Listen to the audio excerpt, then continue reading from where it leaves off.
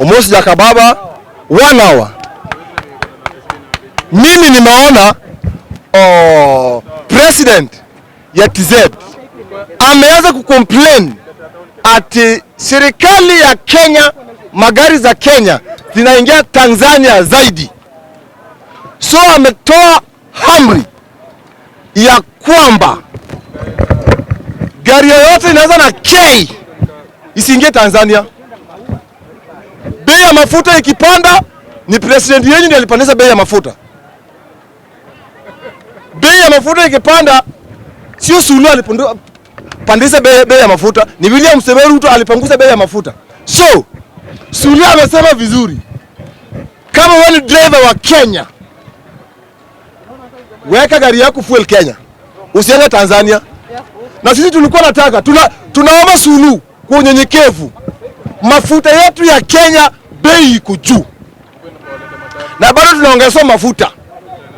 So tunaomba tu hii yetu ya Kenya, tuliambiwa si uchawi ni maombi. So tunataka watu wa maombi wakuja waweke fuel Kenya. Na sisi watu wa uchawi, Suluhu tunakuomba kwa unyenyekevu, ukubali sisi watu wa Azimio tukuje Tanzania tuweke mafuta, na watu wa UDA tuwaachie mafuta yao ya Kenya waweke kwa magari yao. Juabu niambie, mafuta imepanda na bado serikali inaongea venye inataka. So Suluhu, president ya Tanzania, waje sisi watu wa Azimio tuwache mafuta ya Kenya tukuje tuchukue mafuta Tanzania. Juu tumeongea ya kutosha, serikali asikii. Juzi deputy president alitoka ng'ambo, president akatoka ng'ambo. Wametuletea nini? Hakuna. Walitumia pesa mingi wakitoka Kenya, wakirudi hakuna kitu wamerudi nayo. Bei ya mafuta ndio iko juu. So tunasema leo tutawacha kuendeza pikipiki, tutarudi kwa baskeli. Tutawacha magari, turudi kwa baskeli. William Ruto akiongeza bei, ataka kujua wewe ni Mkale wenye mlipigia kura, ataka kujua wewe ni Kikuyu mwenye alipigia kura. Ruto anafikiria ananyanyasa Mjaluo, ananyanyasa Muluya, ajua ananyanyasa baka watu yake. Mafuta ikipanda, mafuta juu Mkale, mafuta juu Jaluo, ikipanda ipandia kila mtu. So tunasema hivi kutoka leo, bei ya mafuta irudi chini ama tuwache kutumia mafuta.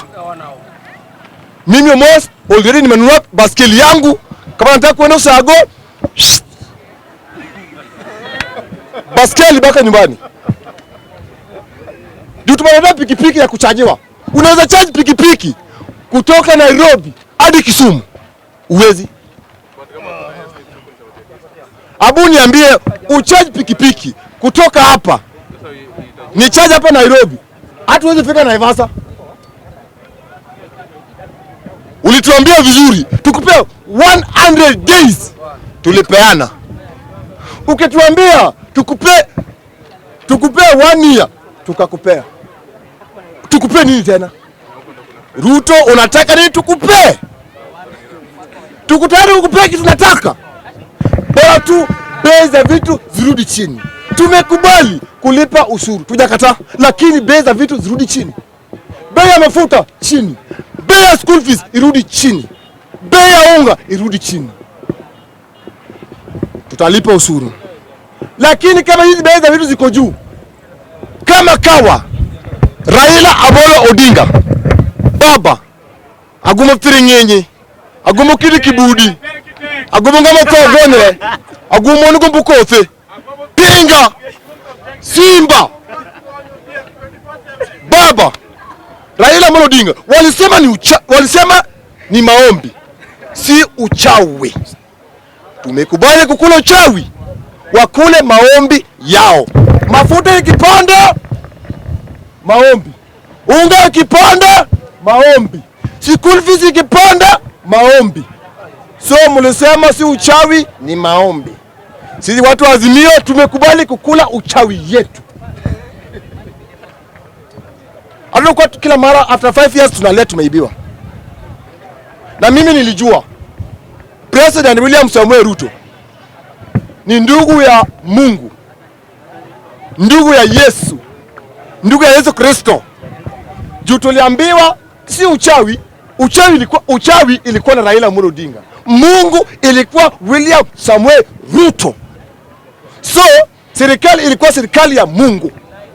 So vitu zikipanda, hiyo ni Mungu. Sukari ikipanda, Mungu.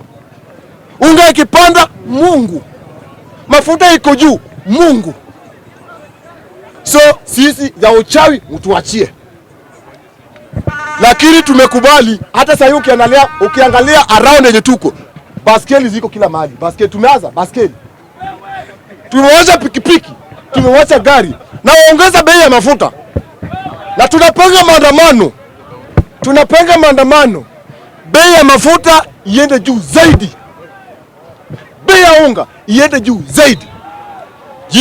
Mulisema si uchawi, ni maombi. Mkatuambia president mwenye Mlichagua ni ndugu ya Yesu Kristo. Serikali umechagua ni ndugu ya Yesu Kristo.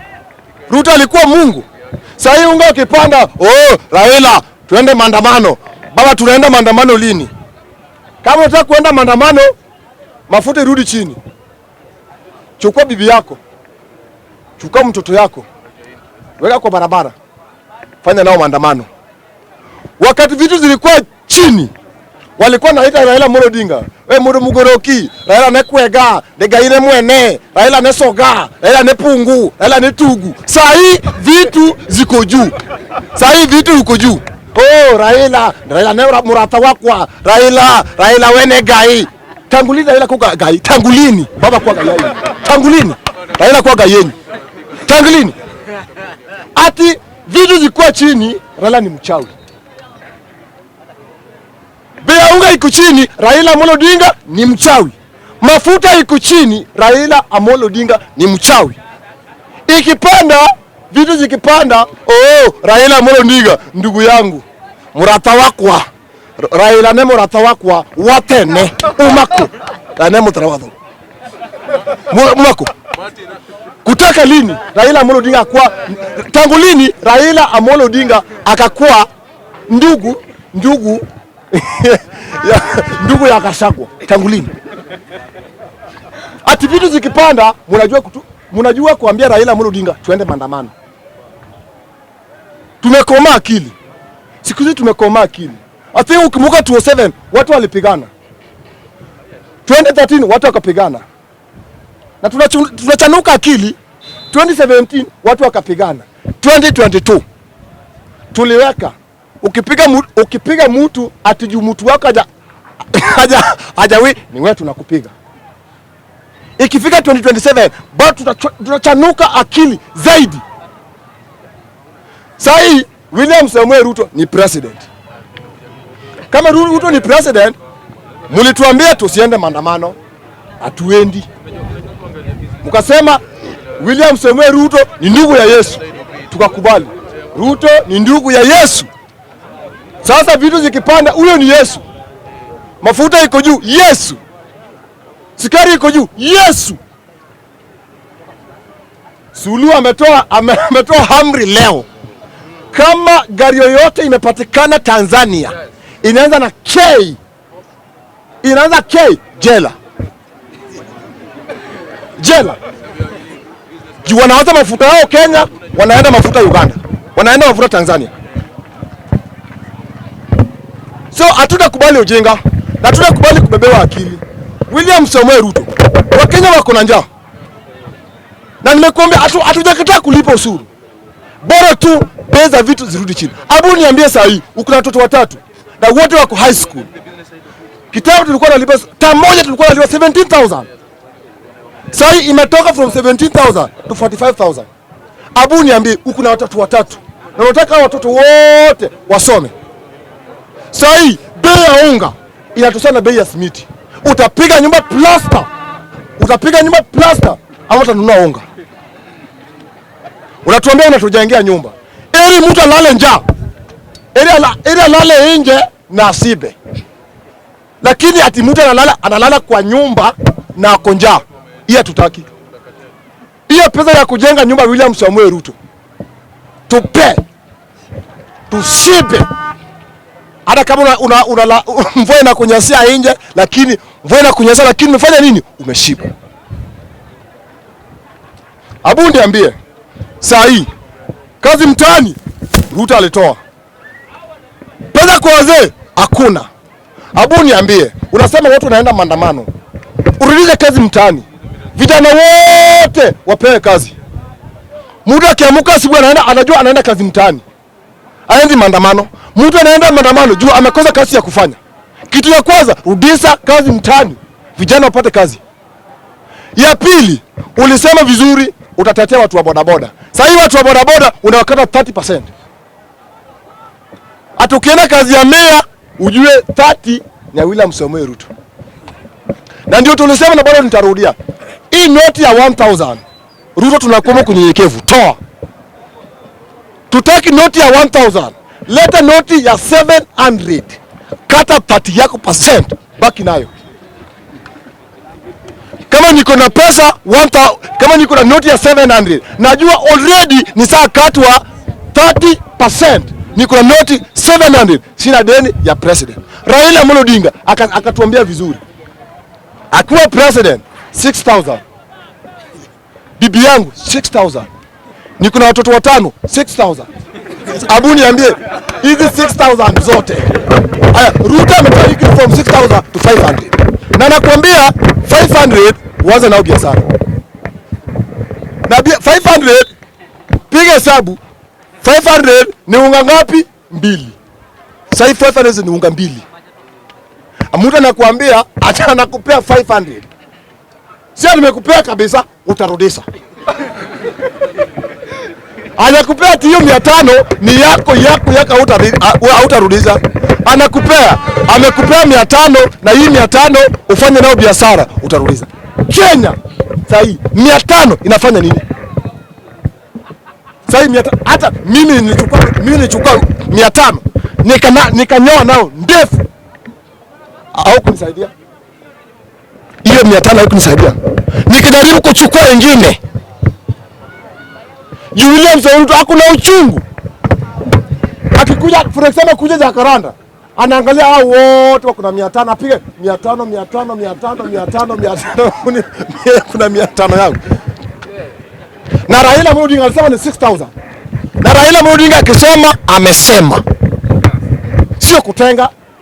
Sio serikali ya kutenga. Siku hizi tumezoea kutengewa. Akatengea mama mboga, nitakuletea kisu ya stima. Iko wapi? Akaambia mtu wa kukuteni, nitaleta mkokoteni ya stima. Wewe uchoke, unakaa na mkokoteni naenda. Iko wapi? Ameleta pikipiki inachajiwa. Abu niambie pikipiki inachajiwa. Umechaji pikipiki usiku. Utabeba nao customer wangapi? Kama rudisha hiyo pikipiki chajiwa tena. Tuungane tu kweli. Umechukua pikipiki inachajiwa. Abu niambie, tunajua hii pikipiki uwezi charge kutoka uwezi tumia kutoka asubuhi mpaka jioni. Back rudisha charge. Toa mtu hapa, peleka Westland. Ukifika Tao, simamisha pikipiki. Weka pikipiki charge. Ukifika Kangemi, charge. Ukirudi, charge. Hiyo ndio Mungu, hiyo ndio ndugu ya Yesu Mlichagua kama president ya Kenya. Alitoka juu. Ati saa hii token kwa nyumba yako, token. Na saa hii token kama uko na token unalipa nyumba. Na kitambo token ilikuwa free. Saa hii token ikibaki 2% inaanza kulia. Na token inaita jina ya watu watatu. Tutatuambie mambo ni matatu. Token saa hii ikibaki 2% hise inaanza kulia. Kasago, Ruto, Dindi Nyoro, Sagwa, Ruto, Dindi Nyoro. Mimi nimesanga.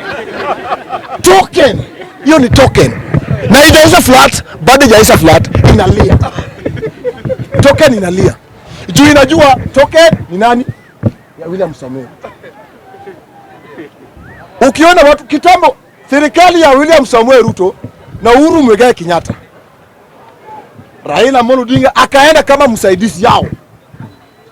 Sisi na mapolisi tulikuwa marafiki. Sahi ati Ruto aone umekaa na polisi kando. Sel.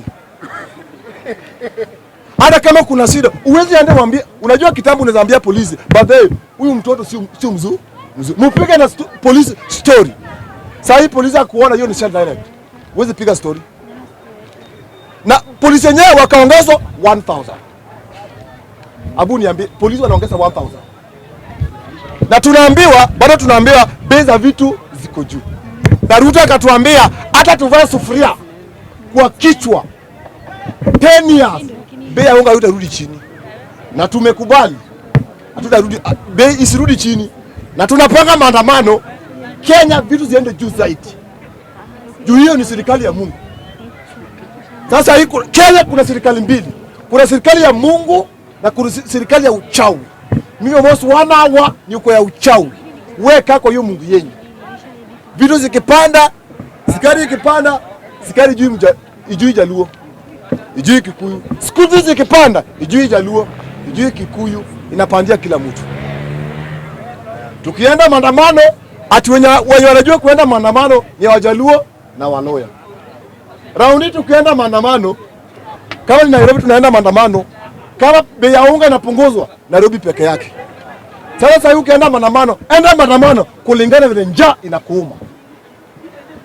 Kama unalipa nyumba 10,000, enda maandamano kulingana vile unalipa nyumba. Kama unalipa nyumba 35, andamana kulingana vile unalipa nyumba. Atuta kila mara. Sasa mnatuambia tu support Kalonzo 2027. Hatujakataa kusupport Kalonzo 2027. Sisi pia tunapiga hesabu. Tunaweza Raila akisema ni Kalonzo, mimi Mos nyani nipinge Raila Mulodini. Akisema hata no Mos, sema president. Naenda kwa ballot. Na mimi naenda kwa ballot. Najua nitawin. Aniambia Mos Jakababa 1 hour. Uko na William Someruto kwa debe. Tick. Juu mimi ni muizi, Ruto ni muizi. Sasa wawizi wawili tukutane kwa ballot.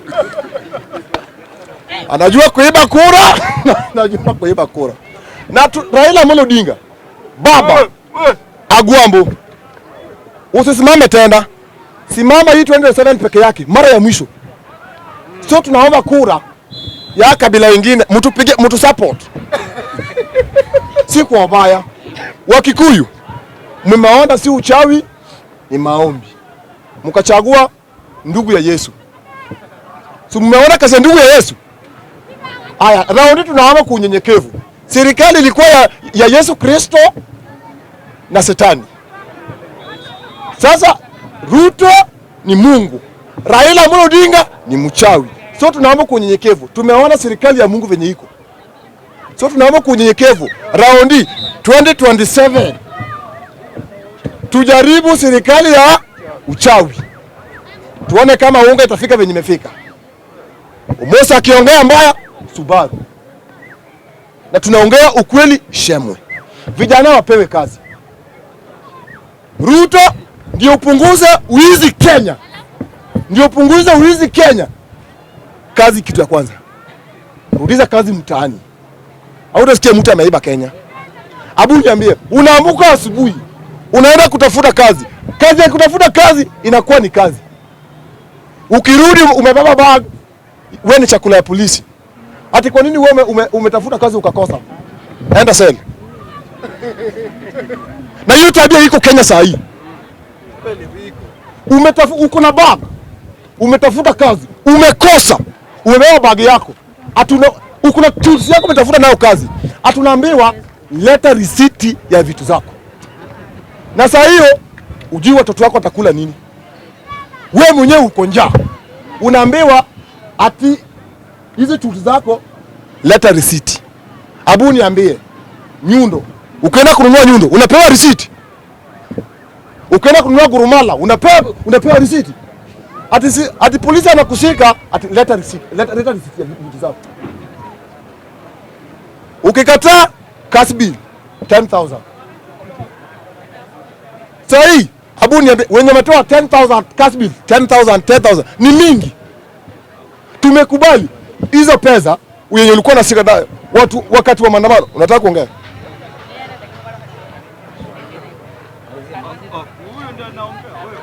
So nikimalizia, sisi kama watu wa Azimio bado tumeungana. Tuko na Kalonzo Musyoka Azimio. Tuko na watu wa Mount Kenya. Watu wa Mount Kenya wenye walipiga Raila Amolo Odinga kura, bado tuko nayo Azimio. Atupingi Kalonzo. Atupingi mama. So, watu wa Azimio tusimame imara. Na wabunge wa Azimio wenye waongei ati sisi tunaongea kuliko wabunge wenye wanalipwa mshahara Raila Amolo Odinga, tutaenda maandamano. Bunge kama ongei nyumbani. Baka Sudi mtu wa class 6 term 1 class 5 anaongea kuliko mtu mwenye kuna degree. Na mnasema Sudi hajasoma. Na ikifika parliament mnasema Sudi mtu wa class 6 term 1 class 5 na anaongea bungeni. Wewe umesoma kuna degree, utetii watu wako. So MP wangu wa Embakazi Mlele na Mlele, Babu Owino anaitwa Mlele na Mlele. Yani babu atakuwa MP next president. Na Kalonzo Musyoka akisimama president, deputy wa Kalonzo, upende usipende, ni Babu Owino. Asanteni sana. Makanga wa Kayole, si ndio? Baji ndio hii hapa. So mimi nitaongelea public participation and the diplomatic way of solving the Russia-Ukraine war. The only diplomatic way of solving the Russia-Ukraine war is the dialogue. There's nothing. There's no you can fight. You can solve war with war. So the only way is the dialogue. Just like the National Dialogue Committee, we request for public participation in this. And for me, I stand with the IBC reconstitution and boundary delimitation and the addition of the 10 counties to this particular good nation. So I believe that the addition of these counties is going to at least put the other counties on a competitive race of development. So wale magavana na viongozi ambao ma MP wote MCA wenye wafanyi kazi wataweka on a scale, on a reference scale ya kuwapima. Tunataka tuwapime sasa, yeah, because our agenda is in line with the bottom up economic transformation agendas, and we are for the sustainable development agendas, just like Dr. William Samoei Ruto. Just like Dr. William Samoei Ruto said in the UNGA meeting. No, the UNGA meeting is not the UNGA meeting. It's just the UN General Assembly meeting. So he said that it's better you die trying to get rich than dying trying to get poor. And that's the mentality that should be instilled in all Kenyans. You know, as we are now, we are the heartbeat of Africa. Since Kenya is the heartbeat of Africa, because as from during the Nairobi Declaration, there's some people who abscond. Kuna watu hawakukuja. Somebody like Kaguta Museveni, the Ugandan president, did not come. Somebody like this Nigerian president, the new one, did not come. We also had Cyril Ramaphosa. Ramaphosa was not there. And kuna sababu zenye zilifanya watu wasikuje hapo. Museveni alikataa mambo mengi kutoka kwa wazungu, and he did not want to be lectured with the same people who are the greatest polluters in this planet. Ramaphosa did not come because the declaration was meant to phase out the fossil fuel. And if you can check on the records, South Africa is the greatest producer of coal, and coal is a fossil fuel. So Ramaphosa could not come and sit in a room and get lectured on some issues which are bringing profit to him. The other boy from Nigeria, what's the name of this president? He did not come because Nigeria is the greatest producer of oil, and the declaration is meant to phase out the oil. So he could not sit in a room and get lectured on on making losses, so he could not come. Meanwhile, Dr. William Samoei Ruto is overworking, and if you check on the other side, Rigiji is also overworking. Yeah, because as we speak now, Rigiji is in Cuba, meeting with all agriculturally interested parties and the Chinese. William Ruto is in New York. Yeah, William Ruto is in New York. Yeah, also trying to strategize on how our economy can be strong. So these boys and their ministries and their CSS are working, and they are extremely overworking. As much as people are saying that the boys are not working, the boys are working too much. The boys are burning the candles at both ends. And so I appreciate and I congratulate them for what they are doing. Thank you. Wana media. Ruto and Gachagua, they are overworking. Yes. Okay, they are overworking for our benefit. Yeah. Since they were in the office for the last 1 year, can you just tell us the benefit that we have get from that overworking, from the outside trips? Yeah. Yes, I just want you to tell us, what are we benefiting? Is the mwananchi down here feeling that benefits? Are we feeling it? How? Yeah, that's a good question. Yes. So I can say our president, Dr. William Samoei Ruto, is not just any other president. He's a scientist. No. And whatever he's trying to tackle is the climate change issue. Get me right? And so, maybe last year, we had some fertilizer subsidies which were being distributed. Are you aware of that? Yes. Yeah, the fertilizer did the job, and the maize is ready in the fields. If you check in the Rift Valley, there's a lot of food there. So it's only exporting that bringing them to common mwananchi is the issue now. And so with time, people are going to get food. So don't worry about the success or the 1 year success. The boys have been in the office. I won't say anything, but I'll tell you that it's a transition stress. It's called transition stress. Yeah. Now coming from the Uhuru government to the other government, at least it's going to take them some time before they're on the line for the effective delivery to common mwananchi. But you know let's be patient. But you know what, my fellow honorable, these people have been there. Even in the last regime, they were there.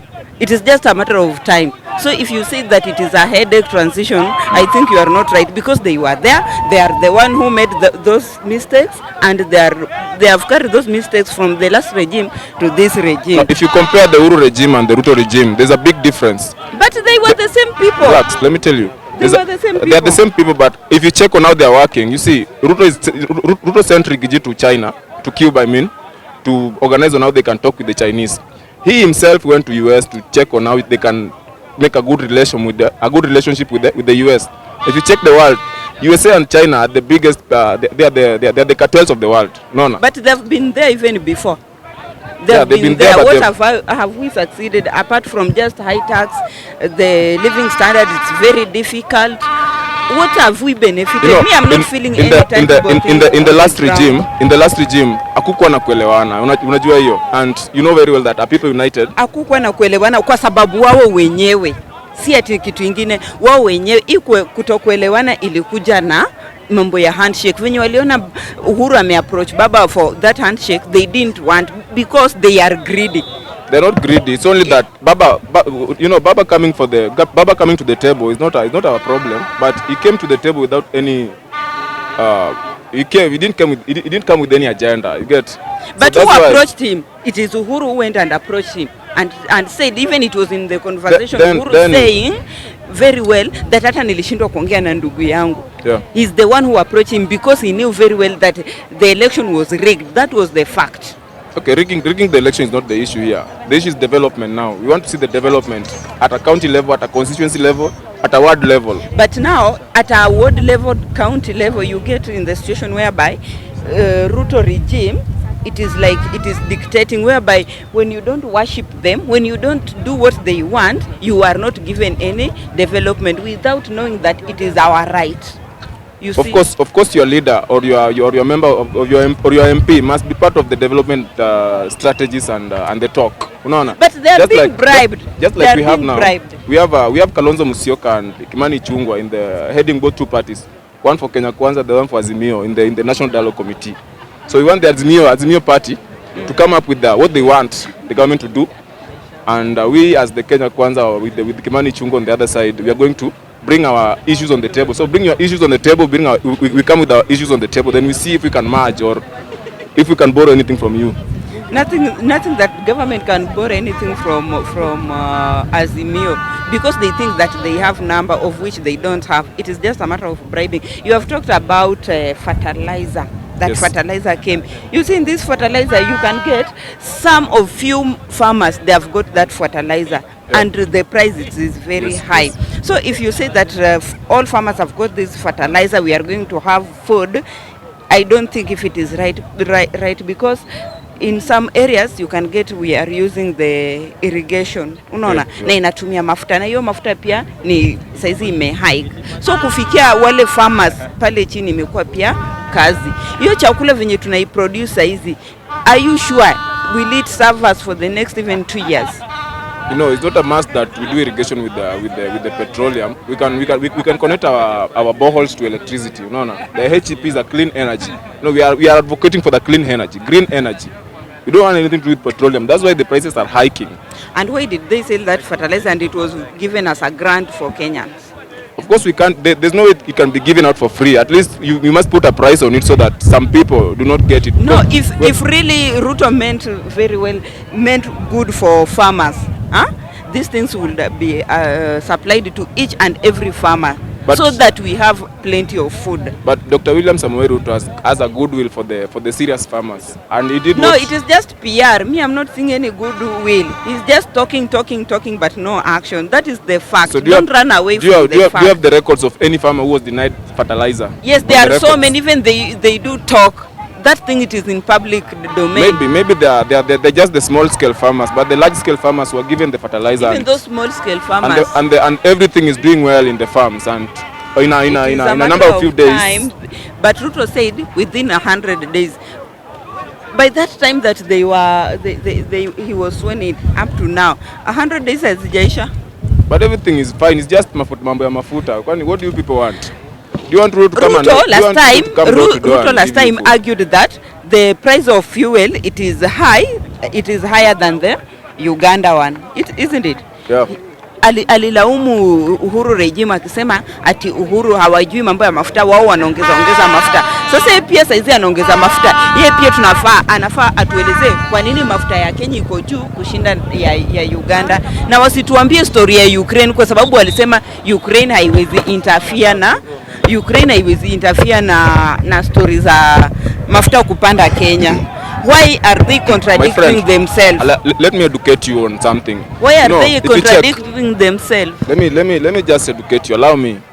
If you see Russia, you check Russia and Ukraine. They are the biggest exporters of products, especially the cereals to East Africa. Of which when the two countries are fighting, it's the Africa. Yani wanasemanga mti mkuu ukigwa ni wana wa ndege uyumba. Unanielewa? Kwa nchi mbili zikipigana ni sisi wa the East African people. But the same thing, you know, the problem is the same thing. Uhuru regime walikuwa anasema hizi vita za Ukraine na nini, vita za Ukraine na Russia in affect economy yetu. Yeah. But propagandist ya kina Ruto and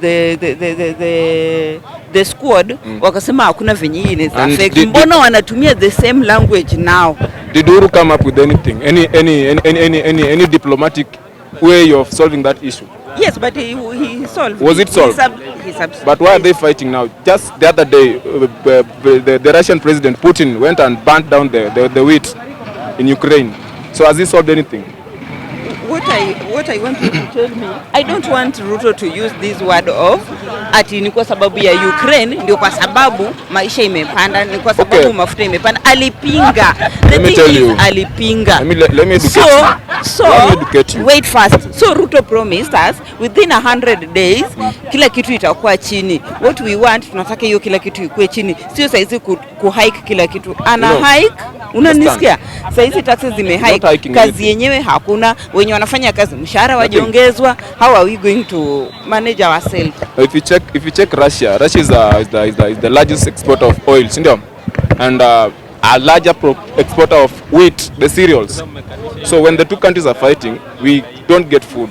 See, and that's why there's a high cost of living. That's why there's a high cost of living. And so whatever we are experiencing in Kenya is as a result of the war in Russia and Ukraine, and partly political instability in the country. Get that? Which means what Ruto was defending last time, now he's supporting it. It is because of the war. There is the war. What Ruto was opposing last time. Partially is the war. You know, the war and the political instability. Now, the which war means and the political instability. they are more of propaganda. There's no propaganda. Kenya Kwanza is more strategies. So back in Kenya, there are more strategies. What can we say? We have benefited even kitu kidogo tu yenye tumebenefit kutoka kwao. The only thing we can benefit a lot from these people if we relax. You know, a good listener should also be a good speaker. So we can benefit a lot from these people if we follow their way. You get me right? And the only way we can do that is you people as Azimio under the Kalonzo Musyoka in the dialogue committee come with your agenda on the table. Then we come with what we have on the table. Then we share. But you know what? The thing is, Kenya Kwanza Kenya Kwanza squad, they have not come here with they have not gone in bipartisan with the good faith. Unaona? Pale mtu afadhali tuende na good faith. Sisi tumeenda na good faith, tunataka kitu yenye tumetable pale. Lakini unaona Kenya Kwanza hawataki kwanza waangalie electoral injustice, waangalie cost of living. Unasikia? Okay. Yeah. So let me tell you. Do you know? So bipartisan it is good, but Kenya Kwanza they don't have good intention. Do you know the issues that are being the issues of concern in the National Dialogue Committee? We have 5 issues. Get me right. Number 1 is the high cost of living. Number 2 is the electoral justice and all that stuff. Number 3 of which that electoral justice of which yes electoral justice of which Kenya Kwanza are not for, and yet Azimio are for. For the electoral justice. And even as citizen of Kenya, we want that electoral justice because it is. So what do you want? It is because of electoral justice that we are getting ourselves in wrong hands. Okay, the leaders that we have not elected. For justice to be there in the electoral system, we must have a fully reconstituted IBC. Are you aware? We don't have the chairman of the IBC at the moment. It's only the CEO. The Hussein Marjan Hussein is the CEO of the But it has been the trend. You see, it is the. So what do you people want? The trend. What do you want? Pardon? What do you want in the dialogue? In the dialogue, first we have the right for information. We have the right for information. What we want, just open for us the server, and then we get the right for information. Then we proceed. So which server? The 2022 general election. Yes. That is what we want. Thank you for that. Then if that's the case, then I'm sorry. Yes, we have the right for information. We have right for information, and we have right on for information. So we want the server to be opened. Period. Now who's going to open the servers?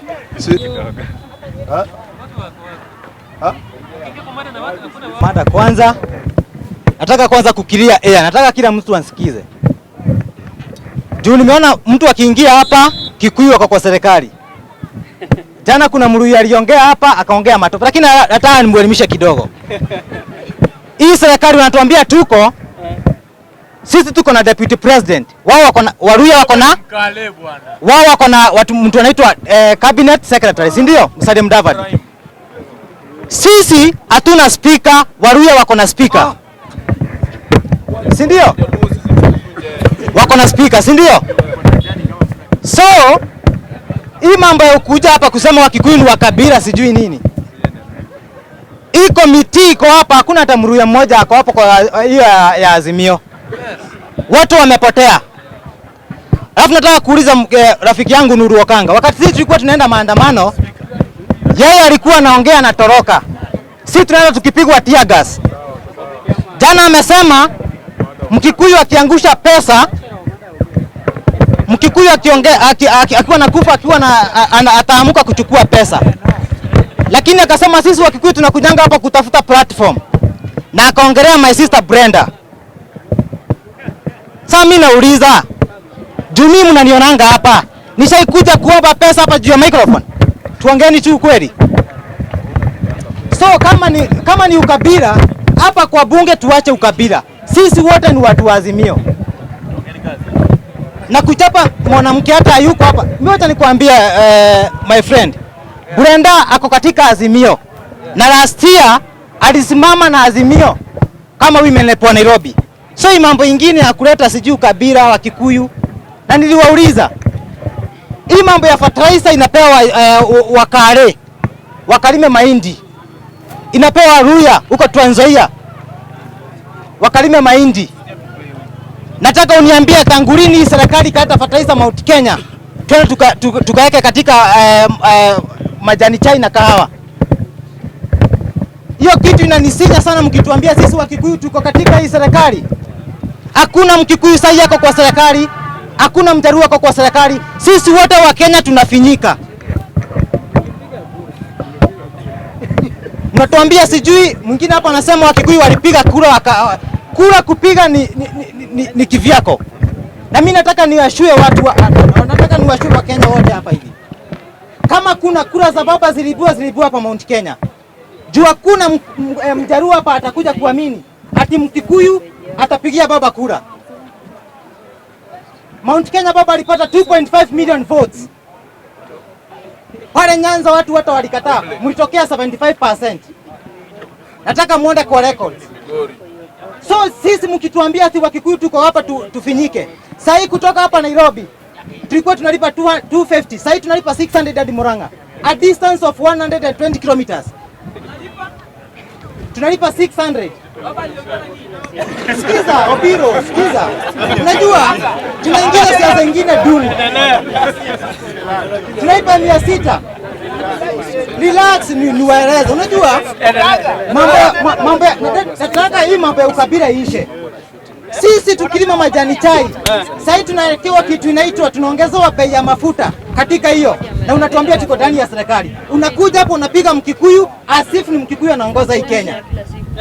Hakuna Mkikuyu anaongoza hii Kenya. Na niwaulize hivi. Sisi ni wakulima na ni wafanya biashara. Nikauliza jana pia. Ni mbunge mgani ama ushaisikia Ruto amesimama akaongelea bei ya kahawa na majani chai? Sasa ukienda katika coffee auction hapa Nairobi, KPCU, unapata Gachagua ambaye anaambia watu sisi ni shareholders. Badala kahawa iende juu, sasa tuko less 80 shillings katika kilo moja ya kahawa.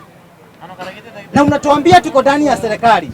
So hii ukabila ya kusema Wakikuyu, sasa hakuna Mkikuyu, hakuna Mjaruo, hakuna Mluya. As long as you are living in this country, tunaomba sisi wote. Pia nimesikia watu wengine hapa wanakuja wanapiga Kalonzo Musyoka. Kila siku napiga hapa Kalonzo Musyoka, Kalonzo hajasema anasimama. 2027 na wenye wanapiga hapa mdomo. 2027 baba akisema ni Kalonzo, believe you me, utaenda kuvote. Kalonzo. Baba akiongea ashaongea. Na ninasikia na mkofani juu mnasema baba akiniambia nipige bibi yangu nimwambie na nyumbani nitafanya hivyo.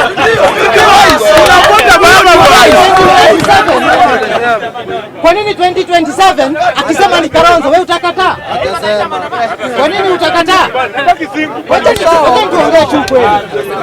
Ninasemanga hivyo hapa kila siku nasikizanga. So nataka kuambia watu hivi. Hii ukabila wa Kikuyu. Saa hii mtu anasema ako ndani ya serikali. Na niliwauliza juzi, mliona maandamano pale Uasin Gishu? Sisi tukaenda maandamano hapa tukaambiwa sisi ni watu wa kuvaa sufuria kwa kichwa. Maandamano ikaisha. Watu wa Uasin Gishu wameenda maandamano. Wamelilia hii serikali. Juzi mmeona hao watu walikuwa nalilia serikali, sasa hivi wako funeral. Sisi wa Kikuyu tulienda hapa Kirinyaga Road. Tumesikia China Square imekuja hapa, imeanza kucompete na Wakikuyu katika biashara. Tumefanya maandamano pale hadi kwa deputy president. Tumeenda tumepigwa tear gas. Hiyo China Square imeisha. So akina Nuru akina wengine. Mkisimama hapa wacheni mambo ya Wakikuyu. Fanyeni siasa ambayo iko na interest ya kila mtu. Sasa hii tunalilia ajira ya vijana. Juzi mmeona hapa ya Baka si mbali. vijana wa NYS wanaitwa 350, lakini wenye wanatana out almost 600,000 na tuko Kenya moja. You are very wise. Na mnatuambia tuko ndani ya serikali. Saa hii mnatuita shareholders.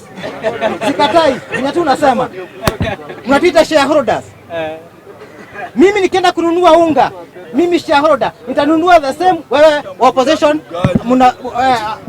utaenda kununua. Watu wa Mount Kenya wanaria mambo ya pombe. Saa hii Ruto anaelekea kukuja. The best thing, wataenda pale. Ataenda pale Mount Kenya kupiga hiyo mambo ya fuel. So nikimalizia, hata sisi Wakikuyu tukipigwa, nataka kuongelesha pia nyinyi. Kuna mahali hata nyinyi mko na mchezo.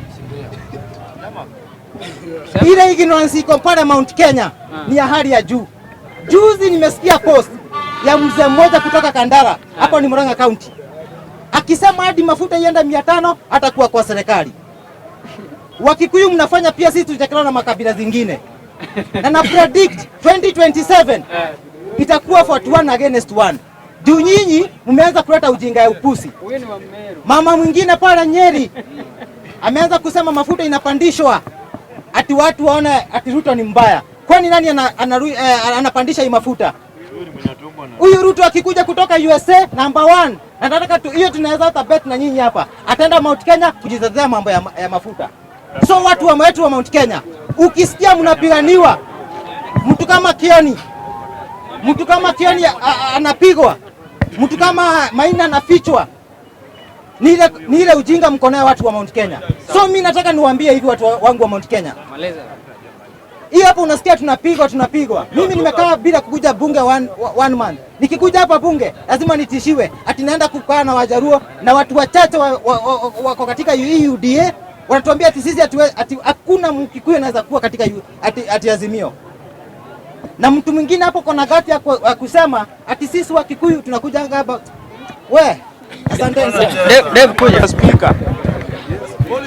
Mimi kitu ya kwanza naenda kusema watu wa Mount Kenya, musione ya kwamba tunawaingilia. Gavana wote kutoka Mount Kenya ni wa chama gani? UDA.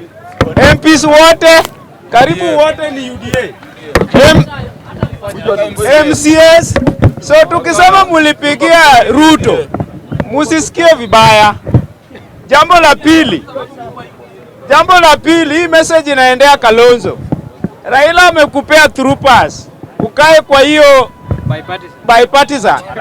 Ukirudi na mkono yako tupu, hakuna backup tutakupea. Mnasemanga sijui Raila anaenda peke yake.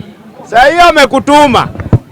Toka hapo na kitu. Ukitoka bure 2027 heri nifukuze bibi lakini nisifuate Kalonzo. Kama utatoka bure kwa hiyo bipartisan. Jambo la tatu, mimi nasema hii. Watu wa Azimio, moso watu wa ODM. Na nataka niseme hapa Jakaranda. Baba akisema mtu ni mbaya, we pia jua huyo mtu ni mbaya. Hatutaki kusikia mtu ana support baba, lakini baba akisema Jalasa aende, yeye ana support Jalas. Na hiyo di whipping tutaanza hata kwa hii bunge la Jakaranda. Baba akisema no, ni no. Baba akisema yes, ni yes. Seconded. Ndio maana tunasema ya kwamba wale rebels wa ODM, kama mtaki kutoka, kuleni mshahara tupatane 2027. Okanga ulikuwa unataka kusema nini? Wanabunge power. Kwa majina ni kama Wakikuyu. Nimeshukuru Mungu, asanteni sana. Obviously uchumi. Kitu ya kwanza tunataka kuongelea uchumi yetu ya Kenya, ambayo fuel ya Kenya sasa hizi imepanda, na badala watu wa Kenya wajenge nchi yetu ya Kenya, wanunue fuel Kenya, gharama sasa inatushinda. Watu wanunue fuel Tanzania. tunaona kama malori za trailer zimepanga line huko TZ. Malori kutoka Kenya. Watu wa Kenya sasa hivi wameamua kwenda kupiga fuel huko Tanzania. Juu ukiona venye hiyo kitu imeachana almost over 45 shillings. Inakuonyesha venye uchumi ya Kenya iko juu. Na hiyo sasa sisi kama wana Kenya ndio tunalambwa. Juu sana watu badala watoe tax yao hii Kenya yao, watu wameamua kutoa tax kuenda Tanzania. Juu uchumi ya gharama inafanya watu wanahama. Maisha ni ngumu. Kila kitu imekazana saa hizi. Bei ya kila kitu imepanda. Hadi vitu zenye zaipandishwa bei tangu mimi nizaliwe. Kitu kama chumvi ilipandishwa bei. Ndio hii serikali ya William Samoei Ruto ndio waligundua chumvi pia inafaa kupandishwa bei. Chumvi hata wewe mwenyewe ukisweat, hiyo sweat yako ni chumvi, inapandishwa bei. Hii Kenya penye imefikia, hatuwezi cheka hata kidogo. Hatuna furaha hata kidogo. Juu sasa hivi wanaleta vituko na wakishapitisha vituko zao wanaenda kukula mkati US. Juu wanasema watu wa US ndio wanachagua watu hii Kenya. Wewe unarauka ukienda debe asubuhi na kumbe hii kura yako si vote. Wanasema hii post ya president si post ya wananchi kupiga kura. Post ya rais kuanzia gavana kurudi kwa MCA ndio unaweza chagua hapa na unaweza iba hapa. Na hii post ya rais ya president wanasema inaibiwa na watu wa US. Na walisema kulingana na manifesto ya Raila Amolo Odinga ndio inafanya wawezi chagua Raila Amolo Odinga. Mimi nasema Raila Amolo Odinga amefuatia wananchi. Kama mtu anaongelea Raila Amolo Odinga vibaya, ule mwenye baba yake alikuwa kiongozi na yeye pia alikuwa ameshikwa. Raila mlizenye amepitia. Si kama wananchi hatufai kufurahia hata kidogo. Raila amefanyiwa madharau za kutosha. Mimi naambia wana Kenya hivi. Hakuna wenye sasa hao watu wanacheka. Hii Kenya kuna watu wengine walikuwa wanafaa watembee tofauti. Kuna watu wengine walikuwa wanafaa venye sisi tunatembea na mguu. Walikuwa wanafaa watembee na kichwa na mguu yao ikiwe juu. Juu wanatucheka ya kutosha. Mtu kama Rigathi Gachagua, yeye naye mwenyewe anapiga kifua. Anasahau dili sahihi iko ya Raila Amolo Odinga na William Samoei Ruto inamtoa nje. Gachagua naye anapiga kifua kama juu Uhuru Kenyatta ndio kingpin ya Central bado. Na yeye mwenyewe anasema wao ndio viongozi wa hii Kenya. Mimi nasema hivi, hakuna kitu uchungu hii Kenya. Kama wewe mwenyewe unaringa mwenyewe venye sasa hawa watu wa Central wanaringia wakina Gachagua. Unaringa umepata demu umelala ya demu. Na unagundua baadaye demu mwenye umelala na yeye ni mwendo wa simu. Ni ukweli. Ndio ukimaliza kulala leo unapiga kifua mimi mwanaume nimelala na ule mrembo unaona. Ndio unapata rafiki yako mwingine anakuambia, umejua huyu demu yelala yeye mwendo wa simu. Hakuna kitu uchungu kama hiyo. Na hiyo ndio kenyeana kufanyikia hii Gachagua. Gachagua pia kifua. Najua 2027 sisi tunajua William Samoei Ruto ashaamua 2027 Gachagua mwenyewe hatakuwa deputy ya William Samoei Ruto. Nimewambia hivyo na Wakenya mnafaa mjue vizuri. Na huyu Kalonzo Musyoka mwenye mnamuona hapa ndiye atakuwa deputy ya huyo Ruto. Wanakenya tukue na amani. Najua wamama wanateseka penye wako. Sasa hivi watu wanakula hata ugali na chumvi kwa nyumba zingine kulingana na uchumi ya maisha. Tuvumilie tu kwa hii miaka 5. Vitu zitakuwa mzuri. BRE. Asanteni sana bro. Kwa majina Ntolbaga Nywele Sauce. Mimi ndio Prime Minister ya bunge la mwananchi Kenya mzima. Leo nilikuwa bunge ya Kibera. Ndio mahali nimechelewa kidogo. Ndio nikafika hapa saa hii. Na ndugu zanguni wa Kenya, nataka tuambieni ukweli. Umejua sasa siasa ikifika ati Wajaluo waloya nini. My friend, kama wewe rafiki yangu, simama na mimi wakati wa shida na wakati wa raha. Shida yote tunapitia hapa Kenya ni shida ambayo imetoka hapa kwa mlima. Na hatuogopi kusema. Shida yote ambayo Wakenya wanapitia imetoka hapa. Hao watu wanaenda kwa debe, wanapiga kura vibaya, wakishamaliza ati wanakuja kutuambia ati walicheza double chance. Ati Raila akishinda wako kwa serikali. Ruto akishinda wako kwa serikali. Nataka niwaambie hivi wa Kenya. Hawa watu wa Mount Kenya, hawa watu mimi kama Ntolbaga Nywele Sauce mimi hakuna mtu naamini kutoka huku juu. Mtu mwenye naamini peke yake sahi na bado namwangalia kiumbali ni Martha Karua peke yake. Na bado simuamini vizuri. Kwa sababu huyu mama kwanza, yeye bado nimemweka kwa kioo. Nakumbuka venye alikanyaga meza 207, bado tunamwangalia vizuri. Kulikuwa na mzee mwingine alikuwa anaitwa hapa mzee Kibaki. Huyu mzee alitufanya vibaya sana. Na ndiye alijifanya mtu mzuri sana. Kibaki wakati alikuwa anataka apite, alinyenyekea kwa Wajaluo. Raila akasema Kibaki tosha au Kibaki kiwa kwa wheelchair.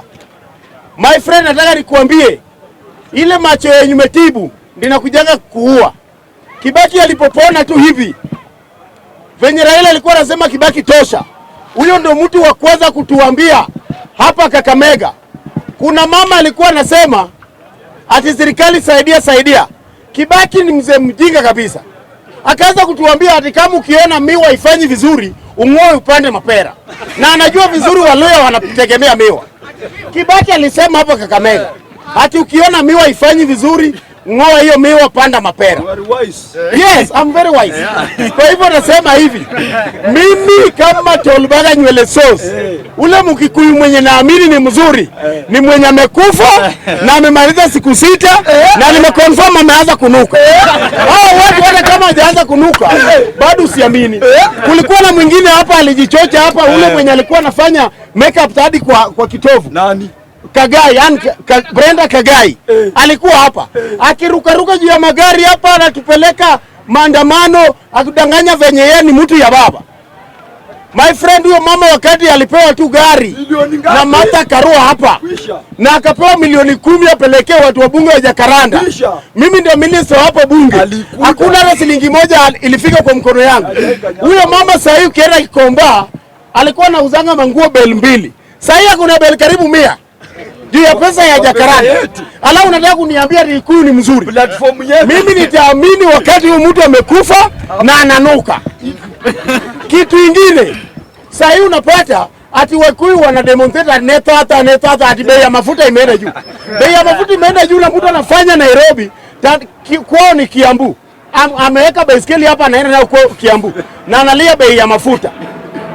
Mimi ningekuwa advisor wa William Samoei Ruto, kuja hapa Jakaranda recruit hao vijana wakuwa wanajeshi. Wakati hao watu walikupigia kura, wamekuletea shida. Tuma wanajeshi wa Jaluo kutoka hapa.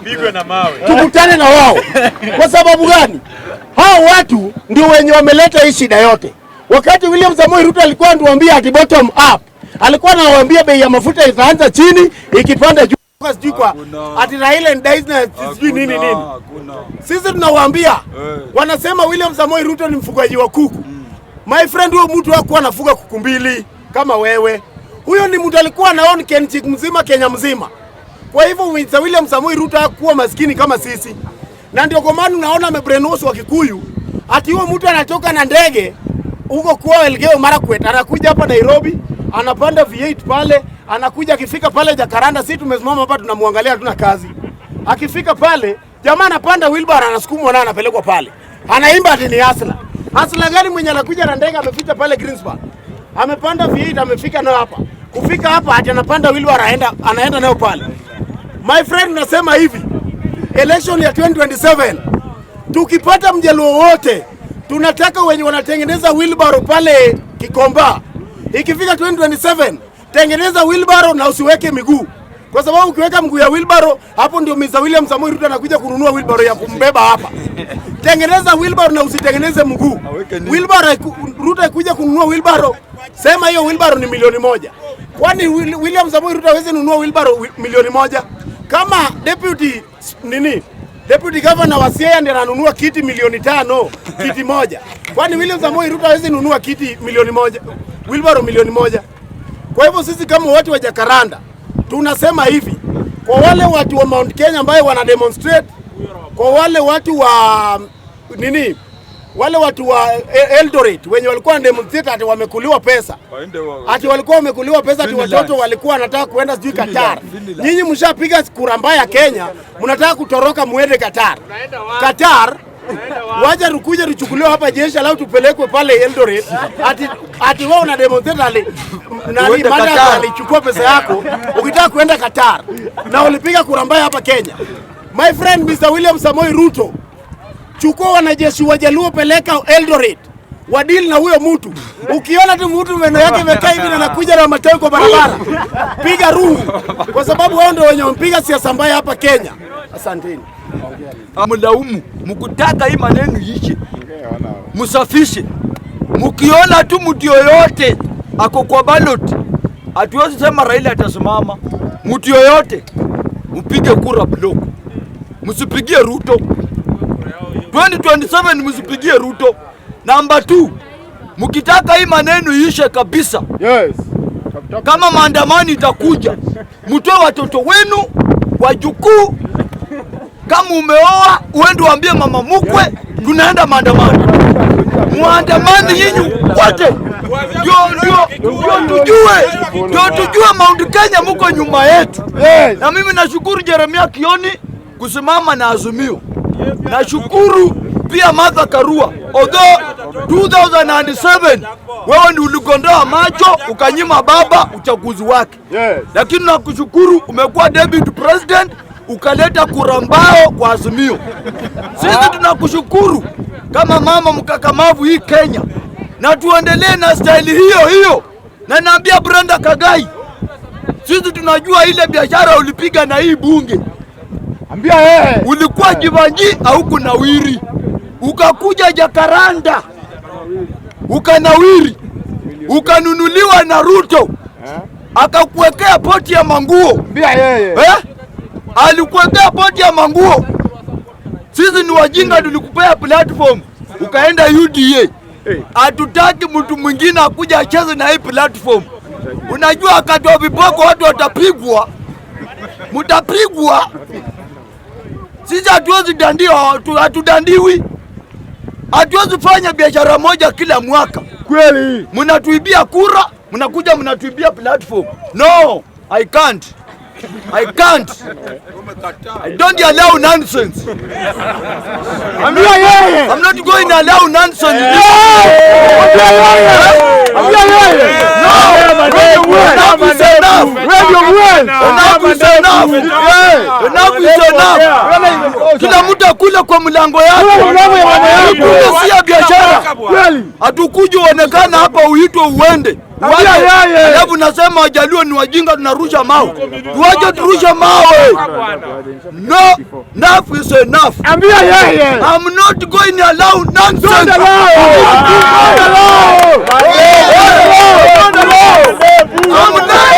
I'm not ready to entertain nonsense. I'm not ready to entertain nonsense. Don't allow. I repeat again. I'm not ready to entertain nonsense. Betrayal community. Ulipigia Ruto kura kula UDA. Sisi wa Azimio tukule Azimio. Kila mtu ako sawa. Mambo kuja kutuambia hapa ati sijui fare ni 600. 600 tunalinganisha na 1000. Tangu lini? 600 na 3000. Ukweli wa mambo. Moranga ni shilingi 600. Sisi tunaenda na 3000. Nuru anaongea. Unajua? Funga hizi vitu bwana. Sisi tuko na huzuni bwana. Acha. Mafuta uhuru ndio amepandisha na Raila. Raila yuko kwa government. Raila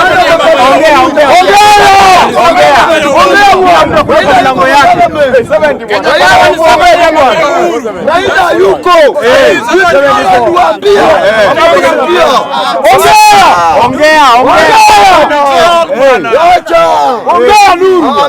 I'm not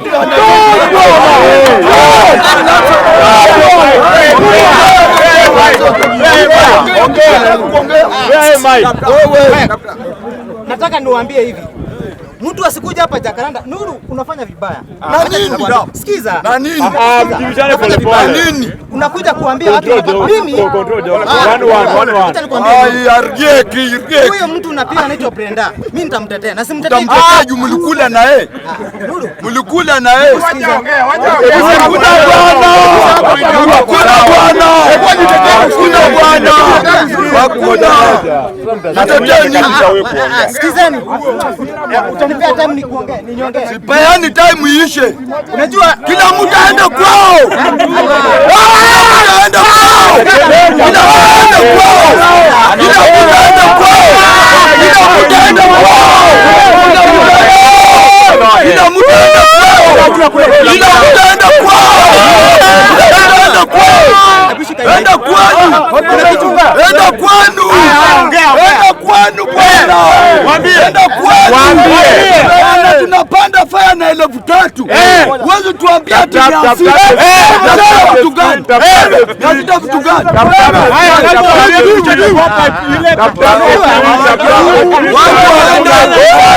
Enda kwao bwana. Enda kwao. Tumika kamera bwana. I'm right. I'm right to bwana. You're right to bwana. Good night, see you tomorrow.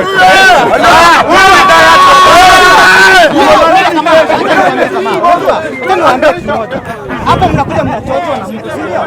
Hata nikwambie. Mtu asikuke kupiga. Wanamidia bado uongee bwana. Hiyo kitu ishe. Hii kitu hii sema nini? Maneno gani? Huyu jamaa pia anaongea.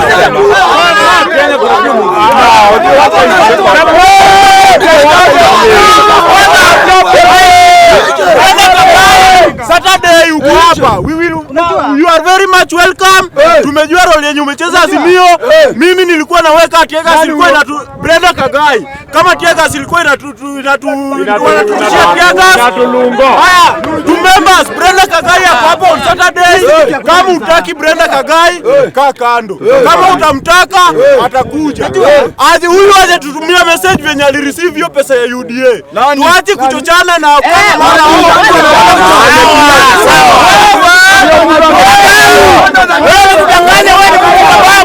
hatukutaki tena. Enda la mekabako central. Enda ukai UDA. Enda ukai UDA. Hatukutaki hapa. Okala Israeli. Okala hatukutaki bwana. Hatukutaki